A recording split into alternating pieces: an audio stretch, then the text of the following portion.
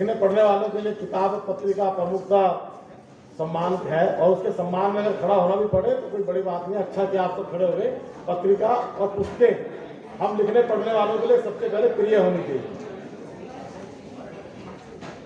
अब मैं अध्यक्ष वक्तव्य के लिए हम सबके परम श्रद्धेय प्रोफेसर उदय प्रताप सिंह जी, जो हिंदुस्तानी अकादमी के माननीय अध्यक्ष हैं, उनके बारे में भी थोड़ा संक्षिप्त परिचय। मैंने कहा दो परिचय तो जी बहुत है, मैं लेकिन थोड़ा सा फिल्म बनता है। आप एक संत साहित्य के बहुत मर्मज्ञ विद्वान हैं। आप निरंतर अपने कर्म रचना कर्म में लगे हुए हैं अभी तक भी। आपने यास पुरस्कार, बुद्ध सिंह बापना पुरस्कार, भाषा भूषण, अखिल भारतीय माखनलाल चतुर्वेदी निमंत पुरस्कार, साहित्य अकादमी जो मध्य प्रदेश से मिलता है, गुलाब राय सजना पुरस्कार, नाजी रक्तराबादी पुरस्कार, जगत गुरु रामानंद आचार्य पुरस्कार, संस्कृति मंत्रालय द्वारा जो भारत सरकार देती है, अनेक पुरस्कारों से आप पुरस्कृत हो चुके हैं। आपकी विशेष पुस्तकें हैं, कुछ पुस्तकों के नाम दूंगा। संत साहित्य और आलोचना पर आपने बहुत सारी पुस्तकें लिखी हैं, दर्जनों पुस्तकें आपकी प्रकाशित हैं। आप केंद्रीय हिंदी निदेशालय, साहित्य अकादमी, राष्ट्रीय पुस्तक न्यास और वाणी प्रकाशन आदि द्वारा आपकी पुस्तकें निरंतर प्रकाशित होती रही हैं। लंबी सूची है, इसलिए आप नाम मैंने कहा इनके बारे में पढ़ेंगे तो आपको पुस्तकों की सूची मिलेगी, वहाँ से आप जानकारी प्राप्त करें। समय को देखते हुए आप वर्तमान में हिंदुस्तानी अकादमी के माननीय अध्यक्ष हैं, और मैं आपको आमंत्रित करता हूं कि हमारे परम श्रद्धेय अध्यक्ष जी आए और अपना अध्यक्ष भाषण यहाँ पर प्रस्तुत करें। बहुत बहुत स्वागत।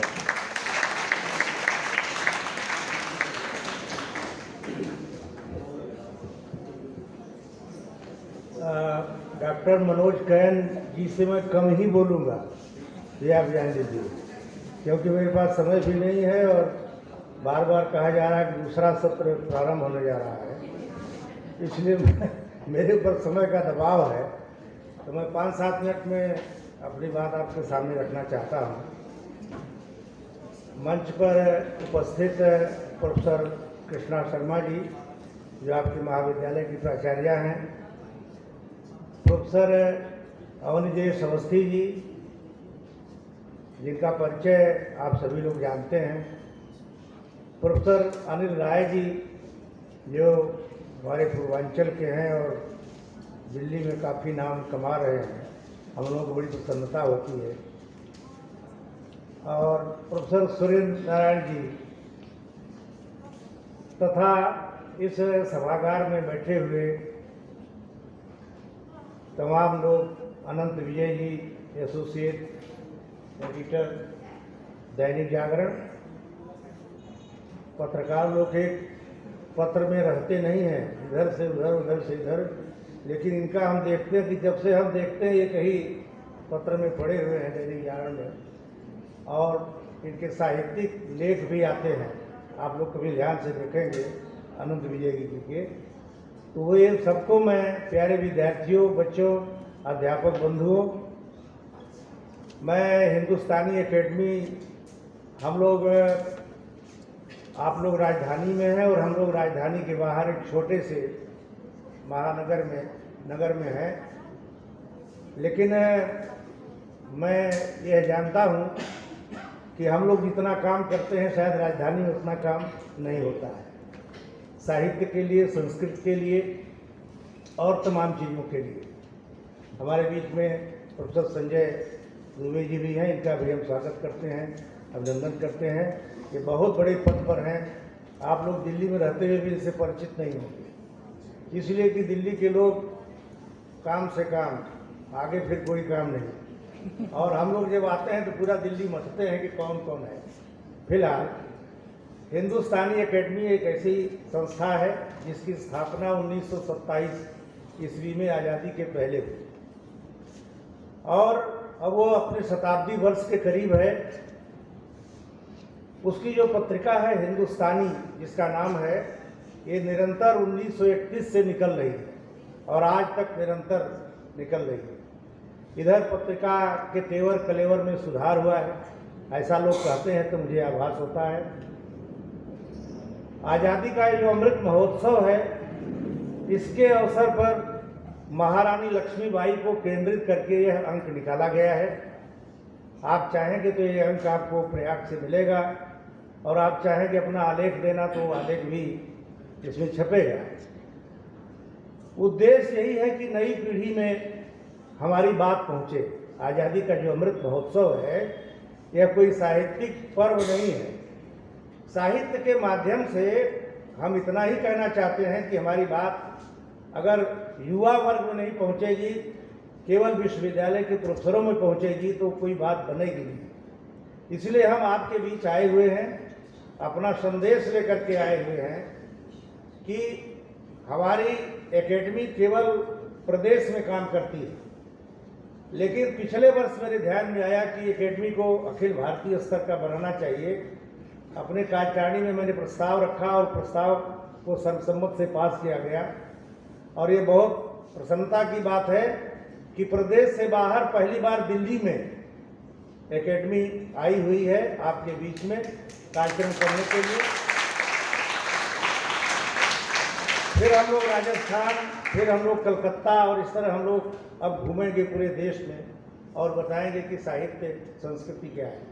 अध्यक्ष के नाते कुछ शब्दों पर मुझे आपत्ति है, हमारे विद्वानों ने जो कहा है, लेकिन बहुत विनम्रता के साथ। जैसे भक्ति आंदोलन, भक्ति साहित्य का विद्यार्थी रहते हुए मैं भक्ति को आंदोलन नहीं मानता। भक्ति आंदोलन का एक समय होता है, उस समय वो व्यतीत हो जाता है, उसका उद्देश्य पूरा हो जाता है, उसके अगुआ चले जाते हैं, आंदोलन समाप्त हो जाता है। भक्ति एक, हम मानते हैं कि भक्ति एक महाप्रस्थान है, धर्म का, संस्कृति का एक महाप्रस्थान है। और आप जब देखेंगे कि वैदिक काल से जो हमारी संस्कृति है, हमारा धर्म है, उस समय संस्कृत में वो महाप्रस्थान निकला था। वह उपनिषदों, ब्राह्मण ग्रंथों, रामायण और महाभारत से होते हुए संतों में वो आया। संत वही बात कहते हैं जो वेदों में कहा गया, संत कोई अतिरिक्त बात नहीं करते। तो हम उसको एक महाअभियान मानते हैं, हम उसको एक महाप्रस्थान मानते हैं संस्कृति का, जो लोक भाषा में कहा गया। संस्कृत में नहीं कहा गया, कहीं अवधी में कहा गया, कहीं ब्रजभाषा में कहा गया, कहीं बुंदेली में कहा गया। फिलहाल आज का जो विषय है अमृत महोत्सव, संतों ने, मैं केवल तुलसीदास का एक उदाहरण देकर के अपनी बात आगे बढ़ा दूंगा क्योंकि समय नहीं है। तुलसीदास, आप सभी जानते हैं, गोस्वामी तुलसीदास वाराणसी में रह करके रामचरितमानस की रचना करते हैं, और रचना भी वहां पर रह करके करते हैं। स्वाधीनता, तुलसीदास जिसे कहते हैं कि कत विधि रची नारी जग माही, पराधीन सपने सुख नहीं। ये क्या है? ये स्वाधीनता की बात वो कर रहे हैं इसके बहाने से। और दूसरा उदाहरण, महाराज बनारस के पुत्र आखेट करते हुए खो जाते हैं जंगलों में, और जब खो जाते हैं तो तुलसीदास उस समय रामचरितमानस लिख रहे होते हैं 80 घाट पर, तुलसी घाट पर। इनके एक मित्र होते हैं मेधा भगत। राजा कहते हैं कि राजकुमार खो गए, किससे निकाला जाए, कौन सा ज्योतिषी है जो बता सकता है कि राजकुमार कहाँ है। मेधा भगत के पास आते हैं, वो बताते हैं कि राजकुमार प्रातः काल तक आ जाएगा। और इस बात पर महाराज बनारस 500 रुपया तुलसीदास को देते हैं, 1200 रुपया तुलसीदास को देते हैं, और वो तुलसीदास वो मुद्रा जो है मेधा भगत को दे देते हैं।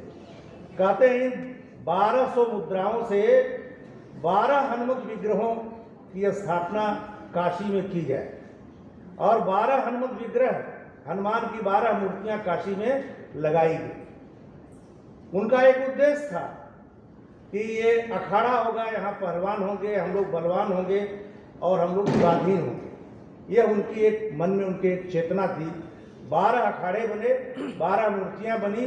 संकट मोचन आज भी, और भी मंदिर हैं, आज भी हैं, लेकिन संकट मोचन वाराणसी का देखिए आप, कितना प्रभावशाली मंदिर वहाँ पर है, वो तुलसीदास की स्थापना है। मेरे कहने का तात्पर्य यह है कि जो संत हैं, वो जो संत हैं वे संस्कृति की दीवार खड़ी करके तत्कालीन असमानता को, तत्कालीन जो गुलामी थी उसको समाप्त करना चाहते हैं। इसलिए राम के चरित्र को, कृष्ण के चरित्र को सामने रखते हैं और कहते हैं हमारे लोकनायक यही हो सकते हैं। उन चरित्रों के माध्यम से वे स्वाधीनता का आंदोलन करना चाहते हैं। 2-3 मिनट में और अपनी बात मैं रखना चाहता हूँ। बहुत सी बातें हुई, लेकिन यहाँ पर मैथिली शरणगुप्त की पूरी बात नहीं हुई। जिस बात को केंद्रित करके यह संगोष्ठी आयोजित की गई थी वह थी भारत भारती। भारत भारती को केंद्रित करके हमारे छात्र, शायद हमारे जो युवा वर्ग है, शायद भारत भारती को देखे भी न हो। पतली सी किताब है, 1912 में लिखी गई थी, मैथिली शरणगुप्त ने लिखा था। उसमें 3 पार्ट में वो लिखी गई थी। एक तो हमारा अतीत, एक हमारा वर्तमान, एक हमारा भविष्य। इन तीनों को हम क्या थे, क्या हो गए और क्या हो गए भी, आओ मिलकर विचारे ये समस्याएं सभी, इस तरह की बातें जो कही गई उस समय, वो मैथिली शरणगुप्त कहते हैं मानस भवन में आर्यजन जिसकी उतारे आरती, भगवान भारतवर्ष में गूंजे हमारी भारती। हो भद्र भावोद्भावनी वह भारती है भगवते, सीतापते सीतापते, गीतामते गीतामते। ये उनका छंद है जो भारत भारती में लिखते हैं। भारत भारती जब्त भी होती है, वो उसको अंग्रेज जब्त कर लेते हैं, 1912 में लिखी गई थी, लेकिन वो अपनी बात भारत भारती के माध्यम से करते हैं। और बाद में जब स्वतंत्रता आंदोलन चला, जिसका अमृत महोत्सव हम यहाँ पर मना रहे हैं 2 वर्ष तक, जिसका अमृत महोत्सव पूरे देश में चल रहा है, जहाँ भी बात होती थी भारत भारती के गीत गाए जाते थे और गीत गा गा करके स्वाधीनता आंदोलन करने वाले जो रणबांकुरे थे उसको अपने जीवन को समाप्त कर देते थे। उस भारत भारती की विशेष रूप से चर्चा इसलिए होनी चाहिए कि जो हमारा युवा वर्ग है उसको उसका पाठ एक बार पुनर्पाठ करे और देखे कि भारत भारती किन संदर्भों में लिखी गई और आज हम जो आज़ादी का महोत्सव मना रहे हैं उसका क्या मतलब है। इसी तरह प्रसाद को भी प्रोफेसर राय साहब ने उसको व्यक्त किया, प्रसाद जी को हिमाद्रि नृसिंह से प्रबुद्ध शुद्ध भारती। उसी तरह आप निराला की सरस्वती वंदना आप केवल पढ़िए, आप ध्यान से पढ़िए तो आपको लगेगा प्रिय स्वतंत्र रव अमृत मंत्र नव भारत में भर दे। ये क्या है। फिर निराला जब छंद मुक्त कविता लिखते हैं तो उसमें भी कहते हैं बहुत दिनों बाद खुला आसमान खुश हुआ जहां।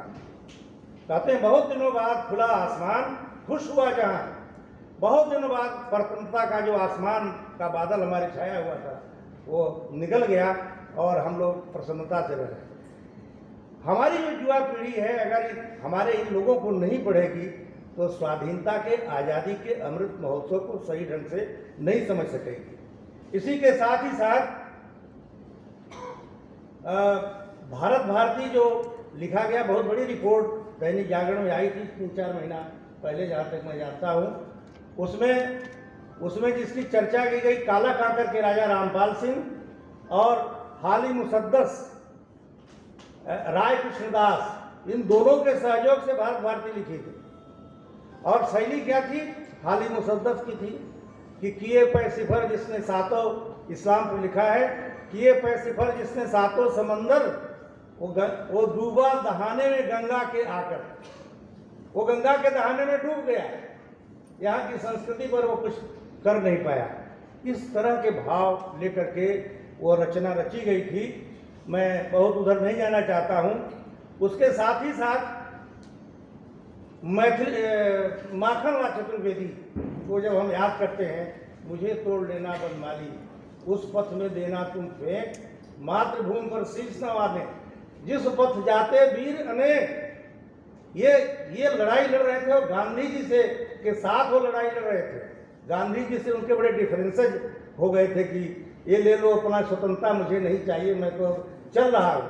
ऐसा कह करके वो स्वतंत्र ढंग से लिखने लगे थे और गांधी जी से उनका मतभेद हो गया था, क्योंकि वो चाहते थे कि स्वतंत्रता इस प्रकार की होनी चाहिए। इस संदर्भ में मैथिली शरण के बाद यदि किसी को याद किया जाना चाहिए तो वो माखनलाल चतुर्वेदी जी हैं, जो बहुत बड़े पत्रकार थे, साहित्यकार थे, गद्यकार थे और उनको भारतीय आत्मा कहा जाता था। ऐसे गोष्ठियों का मतलब यही है कि ऐसे लोगों को हम पढ़ें।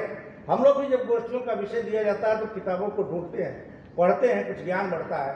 विद्यार्थियों को भी ऐसा करना चाहिए। उसके साथ ही साथ एक कवि की और मैं चर्चा करना चाहता हूँ जिनकी शायद यहाँ पर चर्चा नहीं की गई। वो हैं गोपाल सिंह नेपाली, शायद वो बिहार के ही रहने वाले थे और उन्होंने भी बड़ी अच्छी अच्छी कविताएं लिखी। गोपाल सिंह नेपाली ने भी अब स्वतंत्र होने को कण-कण ने ठानी है, आज कही जाती दुनिया में घर घर यही कहानी है। गोपाल शरण सिंह को कितने युवा वर्ग के लोग जानते हैं? उनकी कविता पढ़िए, यह लघु सरिता का बहता जल कितना शीतल कितना निर्मल, कितनी अच्छी प्रवाहमयी कविता वो लिखा करते थे। वो आगे लिखते हैं, जंजीरें टूटती कभी न अश्रुधार से, दुख दर्द भागते नहीं दुलार से, हरती न दास्ता पुकार से गुहार से, इस गंग तीर बैठ आज राष्ट्र शक्ति की, तुम कामना करो किशोर कामना करो। इस प्रकार की कविताएं वहां लिखी जा रही थी।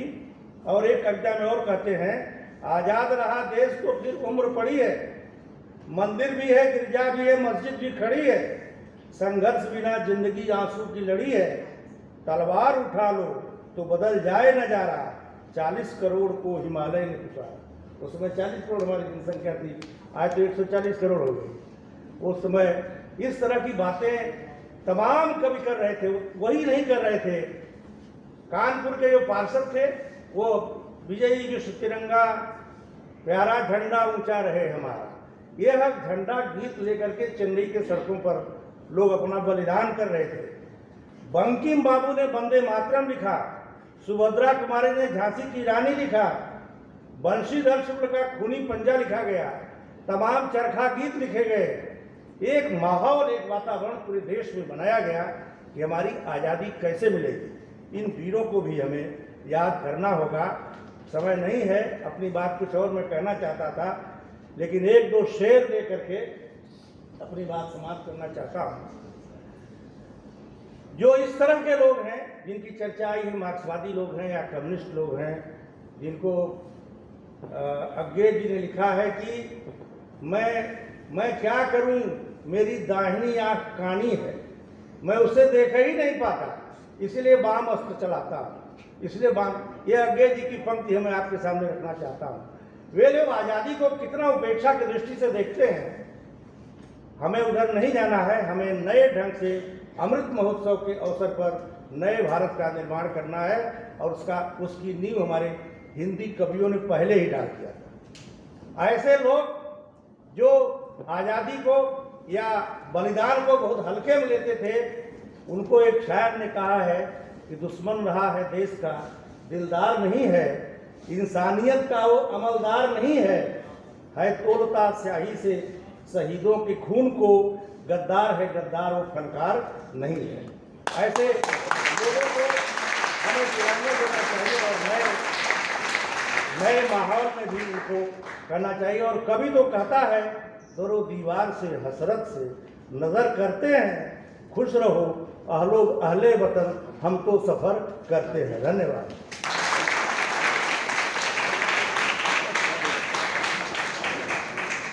ये अध्यक्षीय वक्तव्य हो गया है। मैं इस सत्र के धन्यवाद ज्ञापन के लिए डॉक्टर वीणा को आमंत्रित करता हूं और अगले सत्र का संचालन डॉक्टर अवंतिका सिंह करेंगी। उनसे भी अनुरोध करूंगा कि वे मंच पर आ जाएं। अगले सत्र के वक्ता हैं।